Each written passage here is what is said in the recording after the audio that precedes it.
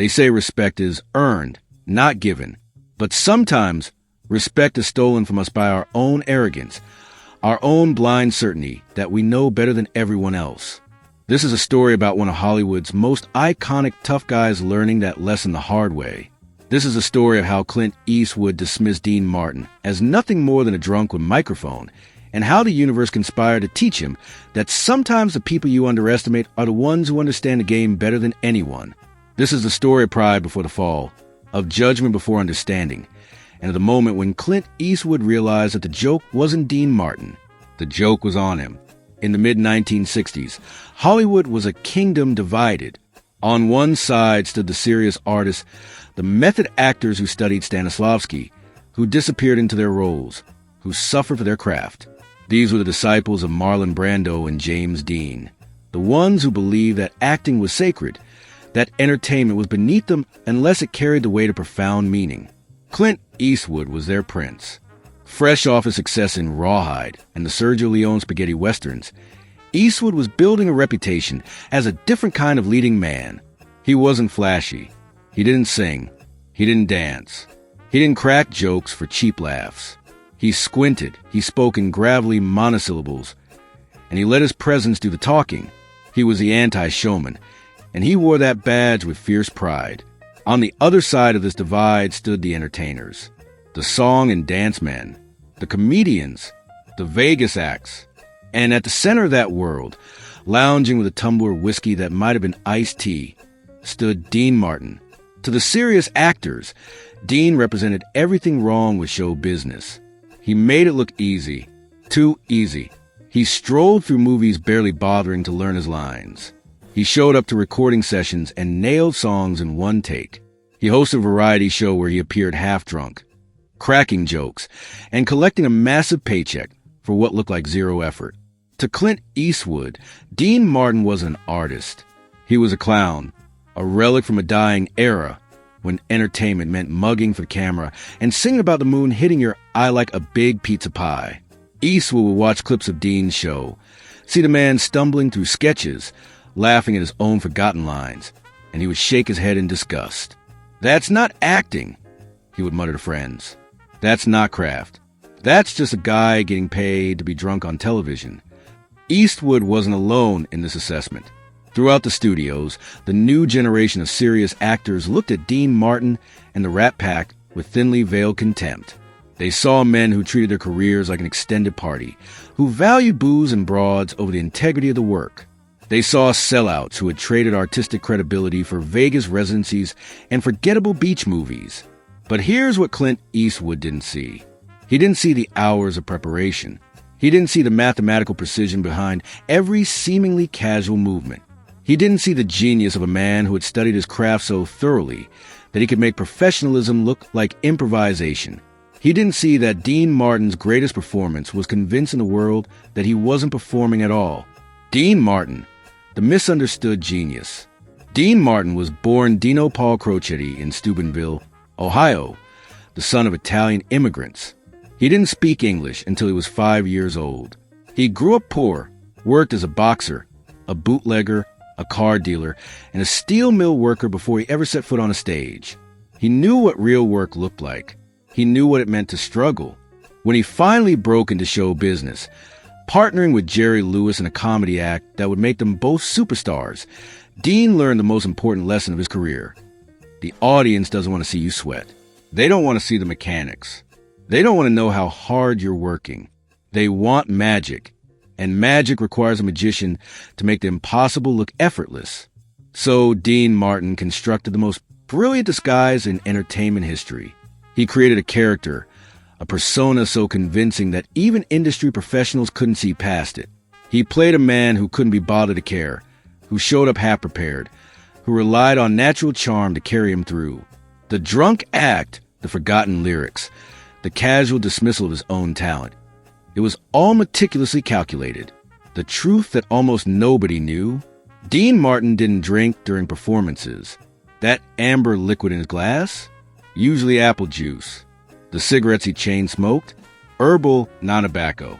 The man who appeared to barely glance at his cue cards had actually memorized every line, every beat, every joke.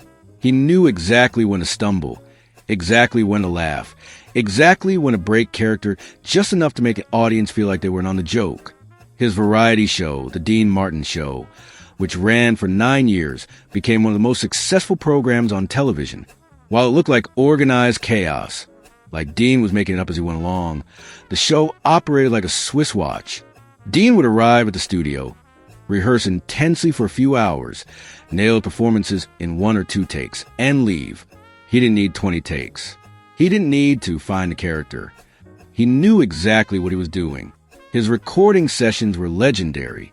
While other singers might spend days in the studio, doing take after take, trying to achieve perfection, Dean would walk in, read through the lyrics once, maybe twice, and then record. 1 take.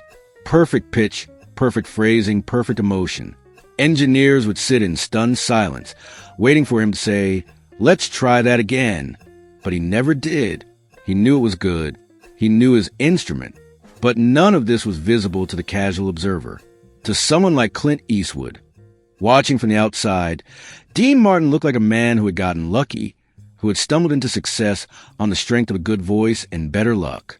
It looked like Dean didn't take his craft seriously, when in fact, he took it so seriously that he had perfected the art of making it invisible. Clint Eastwood, the method actor's philosophy. To understand why Clint Eastwood held such contempt for Dean Martin, you have to understand where Eastwood was coming from. Born in 1930, just 13 years after Dean, Clint came from a similar working-class background. His father was a steel worker who moved the family around California during the Depression, chasing jobs and survival. Clint knew hardship. He knew what it meant to work for everything you got. When he broke into acting in the 1950s, Hollywood was in the midst of a revolution. The old studio system was crumbling. The song and dance men, the crooners, the entertainers who had dominated the screen in the 1940s, were being pushed aside by a new breed of actor. Marlon Brando had exploded on the scene with A Streetcar Named Desire and On the Waterfront, showing audiences that acting could be raw, real, visceral. James Dean had burned bright and fast, proving that vulnerability and method could create unforgettable cinema. Clint Eastwood absorbed these lessons. He studied. He worked on his craft. He took acting classes. He watched the masters. He believed, with the fervor of a true believer, that acting was about truth. It was about finding something real in yourself and exposing on screen, no matter how painful, no matter how difficult. It was about suffering for your art. When he landed the role of Rowdy Yates in Rawhide, Eastwood approached it with deadly seriousness. He studied actual cowboys. He learned to rope and ride. He insisted on doing his own stunts. He wasn't interested in looking like a cowboy. He wanted to be one. And when Sergio Leone cast him in A Fistful of Dollars, Eastwood saw it as an opportunity to create something genuinely new, a Western hero who was silent, stoic, dangerous. No jokes, no songs, no winking at the camera. By the mid-1960s, Eastwood had developed a philosophy about his craft that was almost puritanical in its severity. He believed in preparation, in research, in understanding your character from the inside out. He believed in minimal takes. Not because he was lazy, but because he thought actors should be so prepared that they got it right the first time. He believed in economy of expression, in the power of what you didn't say, didn't show. And he believed, with absolute conviction, that entertainers like Dean Martin were everything wrong with Hollywood. They weren't actors. They were personalities. They didn't create characters. They played versions of themselves. They didn't challenge audiences. They pandered to them. They represented the old guard, the safe, comfortable, unchallenging entertainment that serious cinema needed to destroy in order to evolve. When Eastwood watched Dean Martin on television, appear and forget his lines, laughing it off, he saw a man who wasn't respecting the craft. He saw someone who was coasting on charisma, who was collecting a paycheck without putting in the work. He saw the enemy of everything he believed cinema should be, and he wasn't shy about expressing these opinions.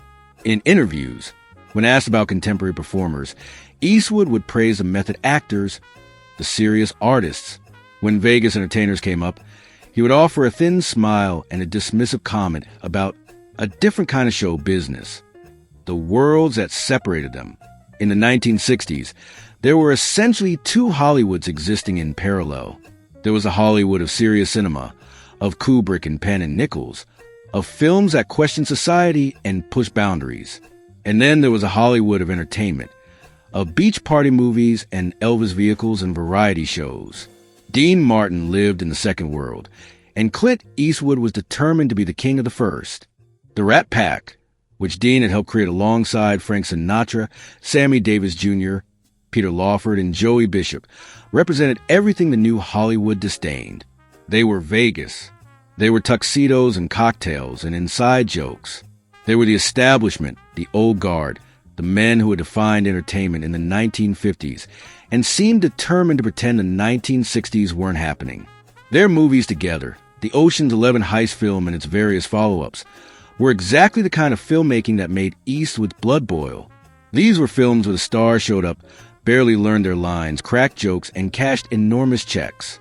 These were films that prioritized star power over storytelling, that valued the party happening off-screen more than the art happening on-screen.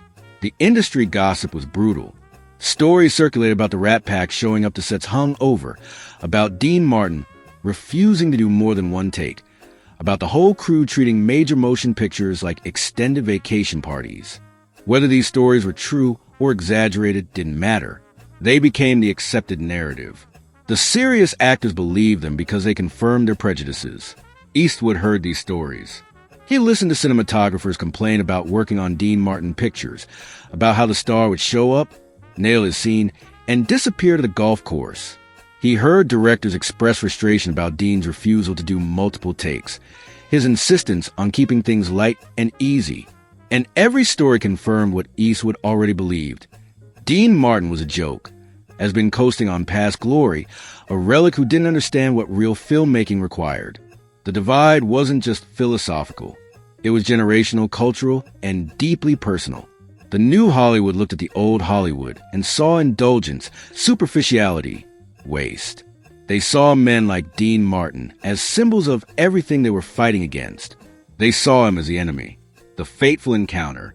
The meeting that would change Clint Eastwood's perspective didn't happen at a premiere or an award show. It happened in the least glamorous place imaginable, a studio parking lot on a Tuesday afternoon in 1967. Eastwood was at Warner Brothers, taking meetings about potential projects. He was ascending, no longer just a TV cowboy from Rawhide, but a genuine movie star with international appeal. His Leone westerns had made him a phenomenon in Europe, and American audiences were starting to catch up. He walked with the confidence of a man who knew his moment was coming, who knew he was about to reshape Hollywood in his image. He was heading to his car, script tucked under his arm, when he saw a commotion near one of the sound stages. A crowd had gathered, crew members and studio personnel, all watching something with rapt attention. Eastwood, curious despite himself, drifted over. The soundstage door was open, and inside, bathed in the harsh working lights, stood Dean Martin. He was filming a scene for some forgettable comedy, something Eastwood couldn't even remember the name of later. Dean was in character, such as it was, dressed in a tuxedo, holding his ever-present cocktail glass. The scene was simple. He was supposed to enter a room, deliver a few lines to his co-star, and exit. Eastwood stood in the back, arms crossed, ready to have his prejudices confirmed. He expected to watch Dean stumble through multiple takes, expected to see the unprofessionalism up close, expected to leave shaking his head at how far standards had fallen. The director called action. Dean entered the frame, and then something happened that Eastwood wasn't expecting. Dean Martin moved through that scene like water flowing downhill. Every step, every gesture, every slight turn of his head was perfectly calibrated.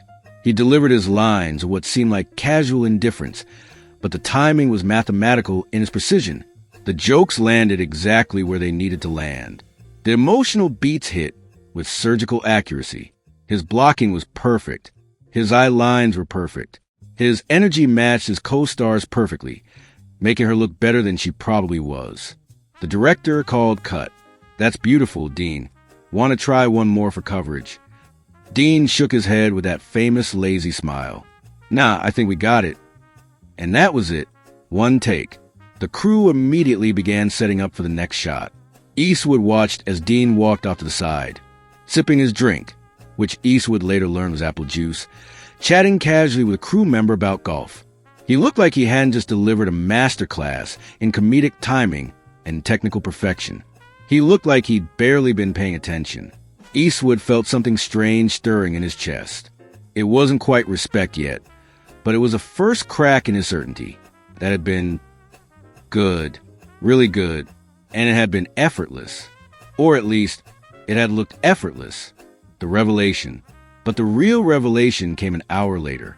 Eastwood had meant to leave, had told himself he had better things to do than watch Dean Martin sleepwalk through a comedy. But something kept him there, lurking in the back of the soundstage, watching. The next scene was more complex. Dean had a 2-page monologue, a comic rambling story that his character was telling at a party. It was a kind of scene that typically required multiple takes, punch-ins, coverage from different angles. Comedy is notoriously difficult to shoot. Timing that works in a master shot falls flat in close-ups. Jokes that kill in one take die in another. Eastwood watched the rehearsal. Dean walked through the blocking once, marking his positions. He read through the monologue once with the script in his hand. He made a small adjustment to one line, clarifying a joke. The director talked to the camera movement, a complex dolly shot that would follow Dean as he moved through the party set. Then Dean set down the script. He took a sip of his not alcohol. He loosened his tie slightly. He closed his eyes for maybe 5 seconds, and in those 5 seconds, Eastwood saw something he hadn't expected to see. He saw concentration. He saw preparation. He saw an actor doing internal work, getting his thoughts in order, calibrating his performance. The director called action. The camera started moving, and Dean Martin proceeded to deliver that 2-page monologue without a single mistake, without a single pause, without a single moment of hesitation. But more than that, he delivered it with variations in tone, with physical comedy, with perfect awareness of where the camera was and where his fellow actors were. He hit his marks without looking down. He played to the lens without seeming to play to it. He made it look like he was genuinely telling a story to friends at a party, all while executing a technically complex shot with absolute precision. The director called cut. There was a moment of silence, and then the entire crew burst into applause. It was spontaneous, genuine, the kind of recognition that can't be faked. These were professionals who had seen thousands of takes, who knew the difference between luck and skill. Dean just smiled, gave a little self-deprecating shrug, and said, "Okay, what's next?" Eastwood stood there in the shadows, and for the first time he understood. The effortlessness wasn't laziness. It was mastery. Dean Martin had spent so many years perfecting his craft, had put in so many hours of preparation and practice, that he could make the incredibly difficult look absurdly easy. The casual attitude wasn't disrespect for the work. It was the supreme confidence of a man who knew exactly what he was capable of. Eastwood thought about his own performances, about the hours he spent preparing, the multiple takes he sometimes needed to get a scene right, the effort that went into creating his iconic squint and drawl. And he realized that he was still showing the work, still letting the audience see the gears turning. Dean Martin had transcended that. He had reached a level of mastery where the mechanics had become invisible. It was humbling. And for Clint Eastwood, a man not accustomed to feeling humbled, it was a hard lesson to swallow. The hard lesson. The real education came a few months later. Eastwood was working on a film, a Western that would eventually become Hang 'Em High. There was a scene, a relatively simple scene, where his character had to deliver a short speech to a town gathering. It was meant to show his character's principles, his moral code. Eastwood prepared as he always did. He knew his lines cold. He understood his character's motivation. He had the emotional beats mapped out in his head. When they called action, he delivered the speech. It was good, solid, professional. The director asked for another take. "Let's try it a little different, Clint. Maybe a bit more intensity." Eastwood did another take, and another, and another. By the 6th take, he was starting to feel frustrated. He knew the words. He understood the character. Why couldn't he nail it? Why couldn't he just get it right and move on? And then he remembered Dean Martin. He remembered that single take, that absolute confidence, that perfect execution. And he realized what the difference was. Dean wasn't trying to feel the scene. He had already done all of that work beforehand. By the time the camera rolled, Dean knew exactly what he was going to do. There was no experimentation, no searching. He had made all his choices already. The performance wasn't happening during the take. The performance had already happened in his preparation. Eastwood had been trying to be authentic, trying to find the truth in the moment, the way his method acting training had taught him. But what he'd been seeing as authenticity was actually indecision. He'd been using the camera as his rehearsal space. It was a bitter pill. Eastwood had spent years looking down on entertainers like Dean Martin, dismissing their approach as shallow and unprofessional. And now he was realizing that Dean's approach was actually more disciplined, more professional, more efficient than his own. The old joke made sense now. Dean Martin never had to do a second take, because he always knew what he was doing on the first one. Eastwood had thought that was a criticism. He now understood it was the highest compliment you could pay a professional, the lasting impact. Clint Eastwood never publicly apologized to Dean Martin. That wasn't his style, and it wasn't necessary. But those who worked closely with Eastwood in the years following that soundstage encounter noticed a change. He became even more obsessed with preparation, with knowing exactly what he wanted before he called action. He developed a reputation for being the most economical director in Hollywood, routinely bringing films in under budget and ahead of schedule, because he didn't waste time on unnecessary takes. If it's right, became his mantra. Moving on. His actors sometimes complained. They wanted more takes, more opportunities to explore. Eastwood would shake his head. You should know what you're doing before I call action. If you don't know by now, another take isn't going to help. It was pure Dean Martin philosophy, filtered through Eastwood's minimalist aesthetic. The preparation happens before the camera rolls. The performance should be so thoroughly rehearsed internally that it looks spontaneous externally. When Eastwood transitioned into directing, this philosophy became the foundation of his approach. He studied Dean's variety show, watched how Dean could execute complex comedy bits in single takes. He began to see efficiency not as corner cutting, but as craftsmanship. The best professionals, he realized, were the ones who made it look easy. In later years, when interviewers would ask Eastwood about his influences, he would talk about Leone and Siegel, about John Ford and Howard Hawks. But occasionally, usually late in an interview when he was feeling reflective, he would mention something that surprised people. You know who really understood economy of performance? He would say, Dean Martin. That guy knew exactly what he was doing every second. Never wasted a moment. Never wasted a take. Never wasted energy. That's the sign of a real professional. It was the closest thing to an apology Clint Eastwood would ever offer, this grudging respect spoken years later. But it was genuine. He had learned the hard way that the people you dismiss, the people you underestimate, the people whose craft looks so easy that you assume it requires no craft at all, are sometimes the ones who understand the game better than anyone. The legacy. Dean Martin died in 1995, his heart broken by the death of his son years earlier, but his legend intact. Clint Eastwood went on to become not just one of Hollywood's greatest actors, but one of its most respected directors, winning Oscars and creating films that redefined American cinema. They never became friends. They moved in different circles, represented different philosophies, embodied different eras. But there was a connection there, a thread of mutual respect that developed despite the initial contempt, or perhaps because of it. The lesson of their story isn't just about not judging people too quickly, though that's certainly part of it. The lesson is deeper than that. It's about understanding that mastery comes in many forms. Some people announce their skill with grand gestures and obvious effort. Others disguise their mastery as ease, making the difficult look simple, making prepared look spontaneous.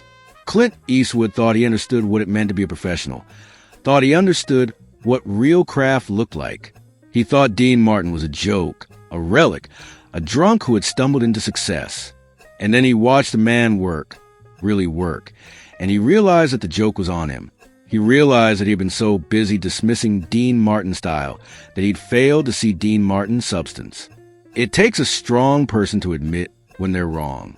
It takes an even stronger person to learn from someone they've spent years looking down on. Clint Eastwood was strong enough to do both. He learned the hard way that respect isn't about agreeing with someone's methods or sharing their aesthetic. Respect is about recognizing excellence wherever you find it, even when it comes wrapped in a package you don't expect, held in a hand that seems to be holding a cocktail glass. Dean Martin was never a joke. He was a master craftsman who understood something fundamental about entertainment. The audience doesn't want to see you sweat. They want magic.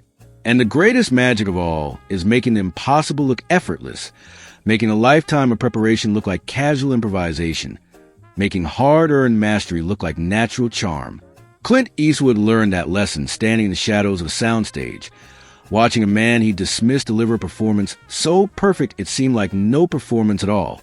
And in learning that lesson, he became a better actor, a better director, and yes, a better person. The king of cool and the man with no name. They were never friends, but they were, in their own way, brothers in craft. And sometimes the hardest lessons we learn are the ones that come from the people we least expect to teach us. Rest in peace, Dean Martin. You taught a tough guy that being tough sometimes means admitting you were wrong. That's a hell of a legacy.